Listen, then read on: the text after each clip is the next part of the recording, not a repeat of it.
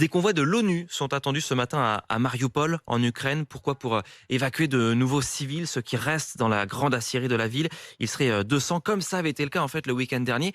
Avec quand même des questions, plein de questions qui se posent, puisque les civils en question passent avant par un camp de filtration, comme on l'appelle, un camp tenu par les Russes. Et d'après les témoins, eh bien, certains civils ont disparu en passant par ce camp. Martin Juré pour RMC. Un camp de filtration gardé par des militaires russes armés. Plusieurs réfugiés évacués de l'usine d'Azovstal ce week-end affirment être passés par ce lieu, interrogés un à un dans des tentes pour vérifier leur identité et leur profil. Parmi eux, Igor. Ils vérifiaient nos appareils électroniques, toutes nos messageries, toutes les informations que nous avions dans notre téléphone. Ensuite, ils prenaient des notes, nous posaient des questions sur ce qu'il se passait à Mariupol.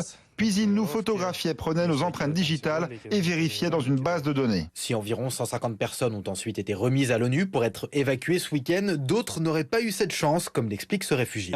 Une femme n'a pas passé le contrôle, elle avait travaillé pour la police, ils cherchent les personnes qui ont travaillé pour l'État. Ces civils, séparés de leur convoi, auraient ensuite été emmenés par les Russes, affirme le député ukrainien de Mariupol, Yaroslav Zelezniak. Certains sont envoyés par la Russie, surtout les enfants et les femmes. Mais si vous êtes un homme qui est en âge de combattre, il est très vraisemblable que vous soyez éliminé parce que votre tatouage ou les contacts de votre téléphone ne vont pas leur plaire.